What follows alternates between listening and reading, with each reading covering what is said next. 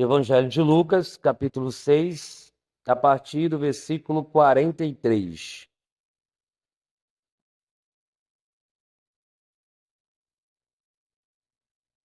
Jesus ele vai trazer aqui algumas comparações, que nós vamos estar lendo o 43 até o 45, mas nós vamos estar ministrando até o 49, tá? Diz assim a palavra do Senhor: Nenhuma árvore boa dá fruto ruim, nenhuma árvore ruim dá fruto bom. Toda árvore é reconhecida por seu fruto. Ninguém colhe figo de espinheiros, nem uvas de ervas daninhas. O homem bom tira coisas boas e bom tesouro que está em seu coração. E o homem mau tira coisas má do mal que está no seu coração, porque a sua boca fala do que está cheio o coração. Nós sempre falamos sobre o que nós pronunciamos, né? A boca, ela sempre vai pronunciar aquilo do coração está cheio. E aí eu quis compartilhar justamente o versículo que ele traz essa reflexão. É muito bom nós sermos honestos com Deus, irmãos, né? O que é honesto com Deus? É falar a verdade para Deus. Semana passada eu tive o privilégio de estar conversando com um coordenador de uma empresa muito grande no Brasil. Na verdade, é uma empresa mundial, mas ela tem muita força no Brasil. E ele falou que lá eles têm um trabalho muito legal. Ele falou que ele trabalhava com uma equipe muito grande, e essa equipe era de 300 a 600 pessoas que ele trabalhava. E dessas 300 a 600 pessoas, ele tinha 6 líderes que ajudava, ele ensinava esses líderes repassavam para essas 600 pessoas. Então ficava em média ali 100 pessoas para cada um líder. E ele falou que uma vez por mês ele tem uma conversa com esses líderes. E qual era a conversa com esses líderes? Esses líderes chegavam para ele e falava qual era a facilidade que tinha para exercer um trabalho e qual era as dificuldades. Então tinha pessoas que ele falava assim: nessa área eu tenho facilidade de lidar com o trabalho, isso aqui eu sei fazer, eu domino, deixa comigo. E nessa área eu tenho dificuldade. Então o que ele fazia? Ele começava a ajudar a pessoa dentro daquela área que ele tinha dificuldade. Então, lá ele classificava em 4 fases. Quais são as 4 fases? A primeira fase era aquela pessoa que chegava como líder e não sabia nada. Ele não sabia fazer nada, então ele precisava o tempo todo esse coordenador desse as direções, o que fazer, o que pegar, que horas tinha que fazer, que horas que tinha que devolver o que estava fazendo, enfim. Ele dava passo a passo para o que aquela pessoa precisava fazer. A classificação número 2 era aqueles que tinham vontade de fazer, mas não sabia como fazer. Então a pessoa tinha aquela vontade toda de fazer, mas ele não sabia como fazer, ele não sabia por onde começar. Então ele não precisava motivar aquela pessoa, ele só precisava dar direções para aquela pessoa. A terceira identificação que ele fazia era aquele que sabia fazer, mas não queria fazer. Então, como ele sabia fazer, mas não queria, ele tinha que trabalhar de uma forma de motivar ele a querer fazer aquilo que ele já sabia. E a quarta fase é aquele que sabia fazer e queria fazer. Então, ficava muito mais fácil. Então, essa quarta observação é mais tranquila porque só precisava de alguns reajustes. Então, se eu fosse pegar aqui um exemplo, você vai trabalhar numa obra. E olha que eu não entendo de obra. Mas vamos botar que você vai trabalhar e você tem alguém ali te ajudando que você precisa falar o tempo todo o que tem que fazer. Vai ter quantos carrinhos de massa, quantos de cimento, saco de cimento, quanto de areia, quanto de pedra, faz agora, traz para mim, leva de volta, lava o balde, lava a colher, e você tem que mandar ele fazer aquilo ali direcionando. Por um lado, não é tão ruim, porque você está moldando alguém com a sua característica, sim ou não? Está moldando do seu jeito. Então, se você é um cara bem mais rápido, você vai moldar esse cara também a ficar bem rápido junto com você. A segunda leva é aquele que você tem que mandar ele fazer a quantidade, porque o pegar, o levar, ele já faz. Ele já está proativo nessa área, ele já está motivado. Então você só tem que falar, ó, faz o cimento, ele vai lá e vai fazer o cimento, tem que falar quanto a dosagem, mas ele já está lá fazendo. De alguma forma ele já está se movimentando, já fez, já está trazendo. Então você já começa a coordenar. E tem aquele, irmãos, que eu acho que é um dos mais complicados. É aquele que sabe fazer, mas não quer fazer. Então ele sabe fazer e você fala, ó, tem que fazer a massa. Ele vai falar, eu sei. Tem que trazer o balde. Ele vai falar, eu sei. Ó, tem que fazer isso. Ele vai dizer, eu sei. E aí você tem que monitorar, porque ele não gosta de ser monitorado, sabe fazer, mas não está motivado a fazer. E tem o outro que ele já sabe o que é para fazer na obra. Então, se ele vê você subir no andaime, ele já está fazendo a massa, ele já está botando em cima ali da maceira para você, ele já está fazendo outra coisa, já está lavando a ferramenta, já está trazendo outra. Então, o trabalho executa muito mais rápido. Na obra do Senhor, irmãos, não é diferente. Então, tem pessoas que chegam agora, é por isso que é importante nós sabermos identificarmos como nós estamos diante do Senhor. Identificar com Deus e ser muito verdadeiro com Deus. Senhor, eu não estou bom nessa área, mas nessa área aqui eu dou conta. Nessa área aqui eu consigo. Se o Senhor me ajudar aqui, eu consigo desenvolver para isso. Então, quando alguém chega na igreja, ele confessa a Cristo, ele vem, ele é esse número 1. Ele não sabe nada. Então você vai dar um discipulado, você vai falar para ele que ele tem que orar, que ele tem que ler Bíblia, que ele tem que vir para os cultos, que ele tem que se motivar a ir na casa do irmão, fazer uma visita, enfim, receber uma visita. E aí você está dando as direções, esse é o que está chegando. Já tem aquele que já está há algum tempo, então ele está motivado, querendo fazer as coisas, mas ele não sabe. Então ele vai dizer, eu leio a Bíblia, mas eu não entendo. Eu oro, mas eu não sei se eu estou orando certo. Ele quer, mas ele não conhece muito. Eu quero pregar, eu gosto de ver uma pregação, mas eu não sei pregar.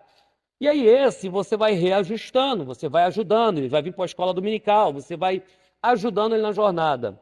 E aí vem o terceiro, irmão. Qual é o terceiro?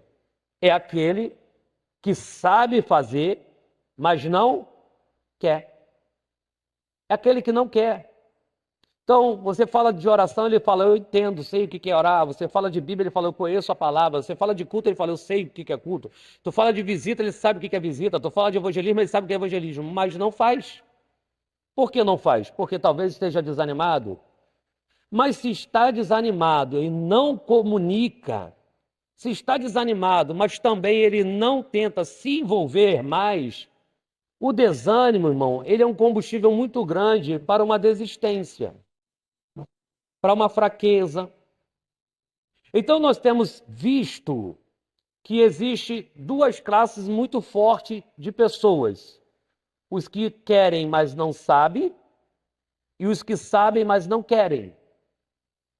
Então eu acredito que, por que eu quis gravar? Porque eu acredito que isso vai para mais longe do que aqui. Pessoas que têm habilidade, eu lembro que hoje é proibido pregar no trem. E por que hoje é proibido pregar no trem? Porque as pessoas, quando pregavam, irmãos, eles entendiam que o vagão era uma igreja e vamos embora, né? Era daqui na central, toma ali hino, Bíblia e aponta e vamos embora. E aí você hoje escuta pessoas que hoje têm um curso, têm um conhecimento maior, dizendo assim, mas era falta de sabedoria. Só, irmãos, que os que tinham sabedoria não queriam fazer da forma certa. E se você tem sabedoria para fazer da forma certa e não faz, quem não tem sabedoria vai fazer. E aí ele vai fazer do jeito dele. É a mesma coisa, talvez, se você mora numa casa e nessa casa você mora com o seu pai, né? E ali vocês são vários irmãos. E aí teu pai fala assim, ó, precisa botar piso na parede porque está dando umidade, enfim. Todos os irmãos são pedreiros, você não é. E aí você está vendo que o pai já comprou a argamassa, o pai já comprou o piso, está dando umidade, a casa está quase caindo. Quem sabe fazer não faz, aí o que você faz? Você vai fazer. E aí talvez vai ficar um pouquinho torto, sabe? Vai ficar um pouquinho diagonal, mais para dentro, mais para fora. E aí alguém vai dizer assim, ó, mas isso aí está fora, isso aí está errado. Está errado na visão de quem sabe fazer, mas não quis fazer. E aí o que está interessado em fazer é aquele que não sabe, mas quer fazer, irmão. Então nós identificamos que cada um de nós temos uma habilidade, irmão. Tem coisas que eu sou bom para fazer e tem coisas que eu sou péssimo. E se eu não comunicar no que eu sou bom e no que eu sou ruim, eu não vou conseguir desenvolver e avançar. Porque talvez eu seja ruim numa área que o irmão é bom. E aí o irmão vai me dar as dicas de como eu ficar bom nessa área. Eu vou saber fazer algo que em uma área, que em outra eu não sei, mas às vezes o irmão sabe. E aí o irmão vai me dar umas direções. E aí eu consigo reajustar aquilo que eu não sei e começo a aprender. Então hoje nós temos visto muitas mentorias, muitos acompanhamento pastoral, mas também temos visto muitas pessoas não interessadas em ter isso. Não se preocupar com a obra do Senhor. É claro, irmão, que nós estamos aqui entendendo uma coisa, eu estou aqui como um líder, mas quem vai dar todo o conhecimento aos irmãos é o Espírito Santo. Nós vamos dar a direção, nós vamos ensinar dentro de uma limitação que nós temos, é claro, mas a expansão disso tudo é o Espírito Santo que vai fazer. Dado a essa questão, ele deixa muito claro dizendo assim, olha, uma árvore, ela vai dar o fruto da característica dela. Se você planta um limão, ela não vai dar uma laranja. Ela não vai dar uma melancia. Não, eu plantei limão, mas eu gosto mesmo de abacaxi. Não, irmão, você quer comer abacaxi, tu tem que plantar abacaxi, porque a fruta, a árvore, ela vai desenvolver a sua natureza. Ela vai desenvolver aquilo que ela é. Durante muito tempo nós falamos o quê? Quer saber quem é as pessoas? Dê poder. Dê dinheiro para essa pessoa. E aí você vai ver que tudo muda, o caráter muda. Não, irmão, nada mudou. Ela só revelou de fato quem era. Então, por isso que, um exemplo, se eu finjo ser uma pessoa legal, se eu finjo ser uma pessoa que me preocupo com os irmãos, se eu finjo que sou uma pessoa que adora o Senhor, eu não consigo fingir por muito tempo. Uma hora isso vem à tona, uma hora os irmãos percebem, uma hora as pessoas identificam, porque eu estou querendo ser algo que a minha característica não é. É por isso que Jesus fala que nós precisamos negar a nós mesmos e levar a cruz. Aí você passa por um processo de regeneração, metanoia. Sabe, é quando você se arrepende daquilo e você começa a trabalhar em Cristo. Uma mudança. Eu fazia isso, eu tenho que lutar contra isso. Essa identificação. Agora, se eu não luto contra a minha natureza, eu só camuflo ela, eu só coloco uma capa nela, uma hora eu não resisto. Eu poderia dar vários exemplos de pessoas que fazem o bem, com cesta básica, com alimentação, posta nas redes sociais, faz vídeos ali dizendo que ama o próximo, que você pega várias questões que no seu dia a dia não é aquilo, foi só por um momento de rede social. Foi só um momento de propagar uma divulgação pessoal. Porque ninguém consegue fingir por muito tempo. Olha o Judas, irmãos. O Judas ia trair e ele já dava indícios. O que é indício? Ele roubava. Ele vai falar de uma mulher que está quebrando um bálsamo que talvez na época poderia custar 300 denários, um ano de trabalho. Para quem não sabe, o bálsamo que ela quebra é um ano de trabalho. É como se ela juntasse um ano de trabalho, comprasse aquele perfume, quebrasse aos pés de Jesus. Ele diz assim: olha, que desperdício. Tanta gente precisando comer, tanta gente precisando de uma roupa, e ela está quebrando isso. Quem está falando isso é quem roubava Jesus. Quem está falando isso é o ladrão, que não se importava com ninguém. Sempre vai haver essa gama. Então, quando nós vamos orar, por isso que a Bíblia diz que Jesus é o caminho, a verdade e a vida. Não tem outro caminho, não tem outra direção a não ser Jesus. Se você não segue a verdade, você segue mentira. E quem é o pai da mentira? O diabo. E a vida eterna, irmão, só veio por meio de eu confessar a Cristo. Não é, eu não vou ser salvo por eu ser bonzinho. Eu não vou ser salvo por porque eu ajudei o meu próximo, eu vou ser salvo. Não, por eu ser salvo, eu ajudo o meu próximo. Por eu ser salvo, eu começo a lutar contra a minha natureza pecaminosa e eu entender que eu sou uma nova criatura. Então, o texto aqui que ele está falando da árvore, ele está deixando bem claro que o espinho, se você é uma árvore de espinho, vai gerar espinho.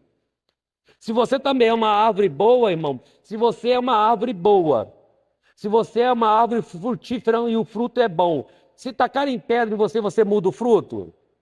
Tem ali um pé de manga, se você taca pedra no pé de manga, ele larga de ser manga? Não, ele vai ser manga. Se você taca pedra no pé de abacate, ele vai estar ferido, ele vai estar machucado. Se você cortar ele e ele crescer de novo, ele não vai mudar o seu fruto porque você atacou ele, ele vai continuar dando o seu fruto. Então, às vezes, nós só precisamos entender uma coisa. Nós vamos ser atacados. Irmão, é ser ingênuo achar que como cristão você não vai ser atacado. É ser ingênuo achar que por você ser cristão você não vai passar por lutas e tribulações. É ser ingênuo, você vai passar. Como cristão, irmão, nós vamos ter lutas, dificuldades, nós vamos ter. Agora, o que eu reajo? Qual é a minha reação quando eu sou atacado? Se eu dava bons frutos, agora que eu fui atacado, eu dou maus frutos? Não, eu continuo dando bons frutos. É aquilo que eu me tornei. Jesus, ele vai falar sobre, no momento que ele está revelando para os seus discípulos, ele vai falar assim, ó, eu vou ser perseguido, eu vou ser zombado, eu vou ser cuspido, vão me deixar nu, vão debochar de mim, vão colocar uma coroa de espinho na minha cabeça, vão me esfolar com um chicote, e não é qualquer chicote, tá, com a azorrague, que é para arrancar pedaço. Então, ele vai dando a direção. No final de tudo, eu vou carregar a cruz, vou ser preso na cruz, vou ser pendurado na cruz. E aí todo mundo está atônito, todo mundo está preocupado, mas ele diz, mas ao terceiro dia, eu ressuscitarei. E aí ele começa a dar um spoiler, dizendo assim, olha, eu vou ressuscitar para que vocês sejam livres, para que vocês possam seguir os meus passos. Quem quer vir após mim, negue-se a si mesmo, toma a sua cruz e venha. O interessante, se você for ver bem, não é, muitas das vezes, você resistir o que é externo. É você lutar contra as suas vontades. Se alguém está falando mal de você, um exemplo, tá? Se você for para o seu quarto, você entrar dentro de casa, acabou. Se o vizinho está falando de você ali na rua, ali, você entrou para dentro de casa, acabou. Deixa ele falar, você está em paz, você não está ouvindo ele falar mais. Agora, a voz que está dentro da tua cabeça, que fala o tempo todo. E aí, irmão, tu pode ir para o banheiro, abrir o chuveiro, você pode se enfiar debaixo da cama, que a voz está onde? Ali, ó, o tempo todo. O tempo todo. E aí você tem que lutar contra essa natureza. Aonde está dizendo para você pecar, para você pegar o que não é seu, para você desejar o mal, e você dentro está lutando, dizendo, não, eu não quero ser isso, eu não quero fazer isso. Por quê? No momento que você entregou a tua vida para Jesus, essa natureza pecaminosa, ela está sendo extirpada da sua vida, está sendo retirada.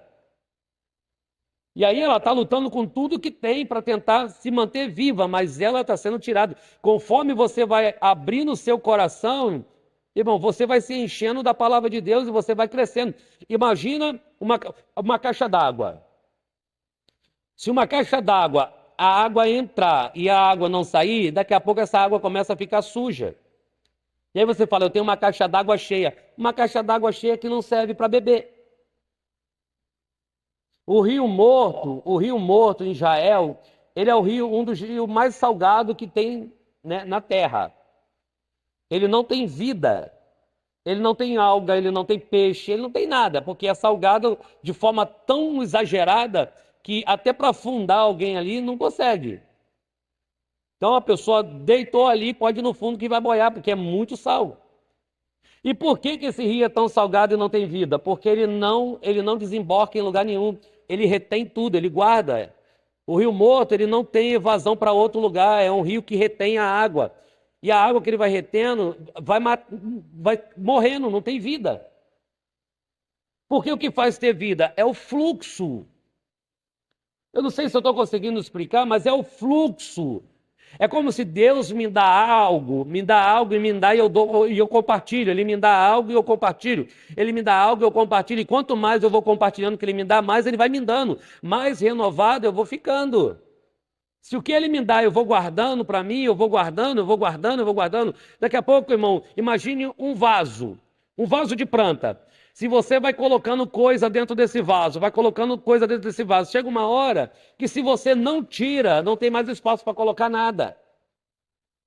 E há quem trabalhe com a terra que diz que se você também não dá uma renovada, uma adubada na terra, aquela terra também, em vez de fazer bem, ela começa a fazer mal. Então você pode pegar exemplo da terra, você pode pegar exemplo da água. Então nós somos esse rio que nós vamos Deus vai nos dando da fonte dele, nós vamos desemborcando. Ele é a fonte, e conforme ele vai jorrando em você, você vai jorrando para outras pessoas. Você é esse canal, a água é ele, a vida é ele, você é esse canal que é onde você entra, as pessoas vão ter vida. Aí no versículo 46 em diante, ele dá uma outra referência, ele diz assim: por que que vocês me chamam de Senhor, se vocês não escutam nada do que eu falo?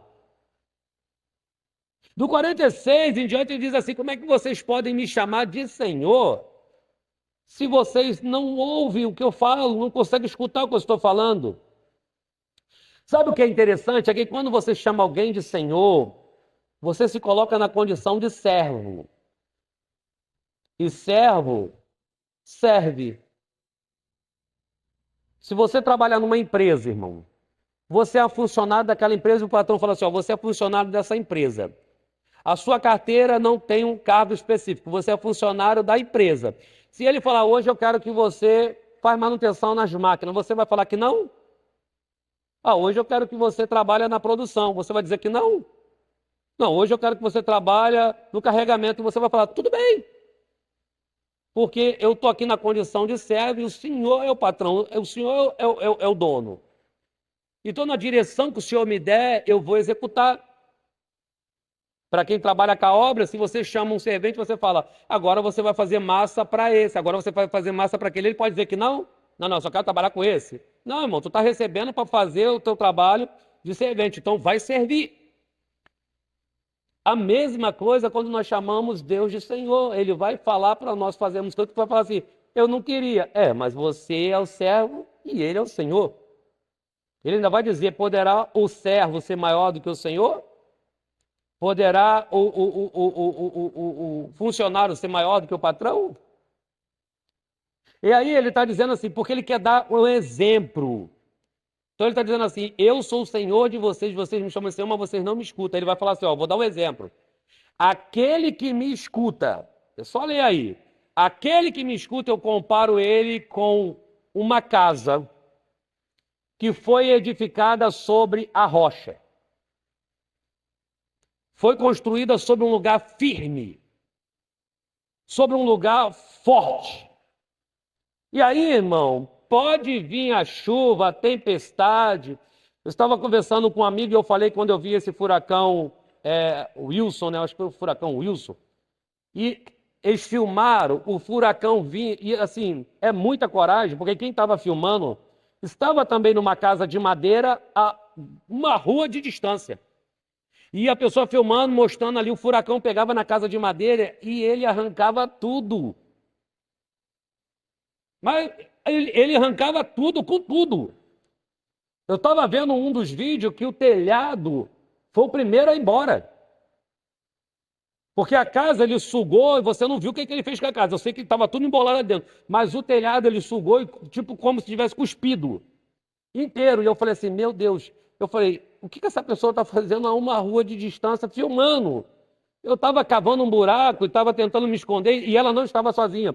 E aí eu fiz uma pergunta para o rapaz assim: por que também eles fazem casa de madeira? Porque se o furacão vem, cara, a madeira, ele vai engolir a madeira assim, ó. E a pessoa me falou assim, ó, esses lugares assim tá acostumado com furacão, então eles constroem a casa de madeira e assim, quando o furacão vem que destrói, 30 dias depois a casa está de pé de novo na madeira, que eles constroem de madeira de novo. Eles fazem um abrigo no subsolo, se escondem ali, mas a parte de cima eles fazem de madeira, por ser rápido, por saber que pode botar alvenaria que vai ser mais trabalhoso e mais perigoso, e eles fazem de madeira. E eu olhei, falando com ele assim, eu falei assim, nós somos bem-aventurados, irmão, a gente não tem nada disso aqui, meu Deus. Nós, sem saber, nós somos um país rico. Nós exportamos muitas coisas daqui, café, açúcar, carne bovina e tantas outras coisas que nós temos. Eu falei assim, nós somos bem-aventurados. Nós não temos proibição de pregar o evangelho.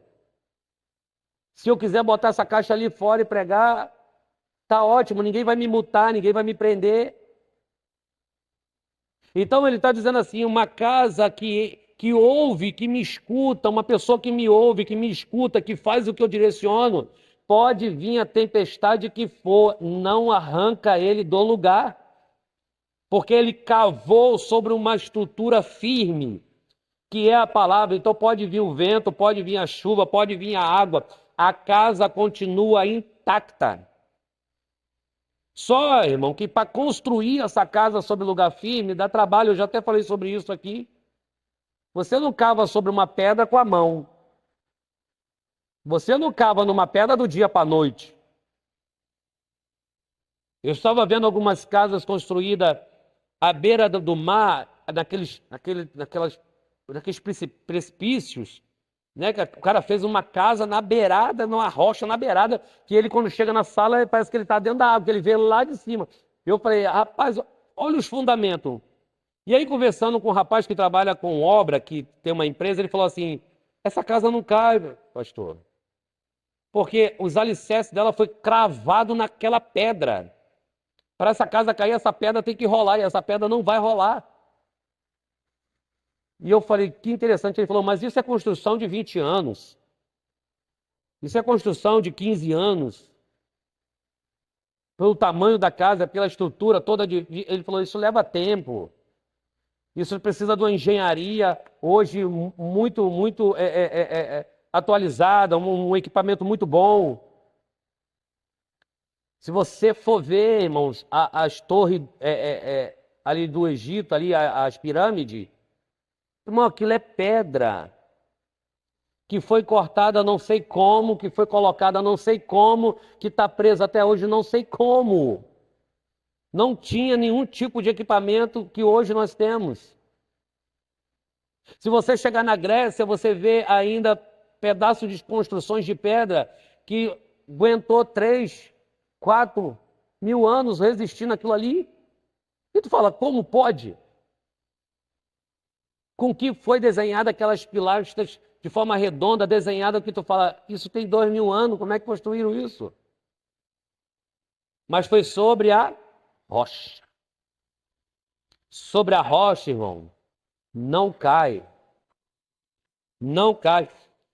O Cristo Redentor que nós temos aqui no Rio, ele está, a estrutura dele foi cravada sobre uma rocha. Então a manutenção é do pé para cima, porque a base dele está estruturada. Então nós precisamos voltar a nossa vida, a nossa família, o nosso trabalho, o nosso dia a dia na rocha. Há um desafio lançado de nós conseguirmos acordar, quando acordarmos de manhã, e a primeira ação é ler a Bíblia. A primeira ação é orar. Na maioria das vezes, qual é a nossa primeira ação? Celular. Entendo que às vezes a gente pega para ver a hora, mas aí da hora tu já vê uma mensagem, da mensagem já puxou tua mensagem, aí da mensagem que você viu tu já também quer mandar uma, e daqui você quer mandar já entrou uma conversa, pronto, acabou. Segundo as pesquisas, nós perdemos de 3 a 4 horas nas redes sociais por dia e nem percebemos. De 3 a 4 horas. O dia tem 24 horas. Vamos colocar que 10 horas você passa dormindo. 8 horas você passa dormindo. Sobrou aí, tirando as 4 horas, talvez 10 horas que você tem no seu dia. E a gente fala assim, o dia está passando rápido, a gente não tem tempo para nada. Porque a gente consegue tempo para mexer no celular em muito tempo. A gente não consegue ler a Bíblia por 4 horas seguidas. Se juntar a leitura da Bíblia em uma oração, a gente não consegue levar 4 horas.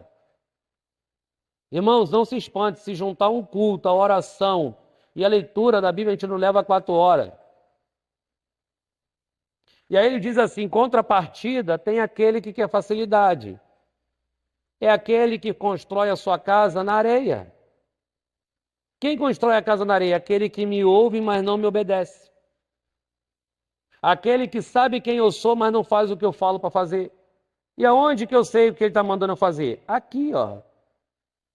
Quando eu pego a Bíblia e consulto, irmão, lá em casa nós estamos com o projeto de ler o Novo Testamento até o final do ano. E às vezes eu falo para minha esposa, eu não consigo fazer uma caminhada longa, porque eu começo a ler e aquele texto, ele começa a me absorver e eu quero ler outras coisas relacionadas àquilo. Aí eu paro a leitura, que é aquela leitura direto, e eu começo a dar uma pesquisada, eu começo a ler outras coisas, e aí eu falo para ela, tá vendo? Já me atrasei de novo, porque eu não consigo ler ela direto, igual um livro comum. Ela te instiga, ela te puxa para você querer mais. E às vezes você para num contexto que você quer procurar mais, e aí você vai dar uma pesquisada numa outra Bíblia, tu pega uma Bíblia de estudo, tu dá uma acessada na internet para ver o que aquilo significa, e ali, meu irmão, você já perdeu aquele ritmo da leitura direta. Eu falei para ela, eu não consigo. Porque a Bíblia, quando você começa a ler ela, ela vai te instigar a você querer mais e mais. E uma leitura direta não vai ser suficiente. Você vai parar em textos, irmão, e você vai se colocar ali. Eu estava lendo o texto que ele vai curar um cego. E parece estranho quando ele cospe, né? Ele cospe no cego ali, faz aquele lodo e taca no olho do cego. Você fala, por que cuspiu? E aí você vai aprender que o cego, naquela época, que mendigava pedindo esmola, ele era cuspido por todo mundo. Todo mundo cuspia aquele homem. O cuspe naquele homem era uma marca de dor. E aí faz muito sentido quando Jesus cospe ali naquela terra e bota no olho dele, porque a Bíblia diz que aquilo que um dia foi dor, foi vergonha, se torna dupla honra. Aquilo que feria aquele homem durante tanto tempo, Jesus cospe e fala, daquilo que uma vez foi vergonha, eu te dou a cura. Curou o físico, sim, irmão, e curou o emocional dele. Cura o físico e cura o emocional daquele homem. Então não dá para você ler um texto assim rápido? Não dá, você vai parar, você quer examinar, você quer ler um pouco mais. Mas para hoje, nós aqui, irmãos, esse é o texto. Esse é o texto que eu quero compartilhar com você. Eu aprendi que o evangelho, irmão, para ele ter essa proporção, não precisa de muitos. Precisa de pessoas que querem fazer. Começou com Jesus, irmão. Jesus chama 12. 12 vira 70. 3 mil. 3 milhões. E por aí vai. O cara está dentro do Coliseu morrendo e as pessoas estão dizendo assim, ó, eles estão cantando. E quem está fora quer entrar porque quer morrer também pelo Evangelho. E eles estão dizendo assim, cara, quanto mais mata esses caras, mais eles crescem. Quanto mais mata, mais gente quer servir a esse Deus. Quanto mais matam, mais eles querem confessar Jesus. Então precisa, para Deus mudar minha casa, precisa que eu permita isso através de mim. Para Deus mudar esse bairro, irmão, só nós permitimos Ele fazer através de nós. Deus faz em nós, porque eu já falei para os irmãos da onde eu vim, eu não nasci num berço evangélico. Deus foi lá, transformou a minha vida, me deu condições de, com muita graça dele, eu poder pregar o evangelho dele. Minha casa é restaurada, por muita misericórdia, ajudamos muitas pessoas a se restaurarem, mas sempre vem de alguém, irmãos, seria impossível, improvável. Então, às vezes você está aí dizendo assim, não, mas eu não tenho condições, Deus chama, e quando Ele chama, Ele capacita, e não importa se você se sente um improvável, Ele vai agir através da sua vida. Eu quero fazer uma oração com você nesse momento, se você puder, feche seus olhos aí, vamos fazer uma oração.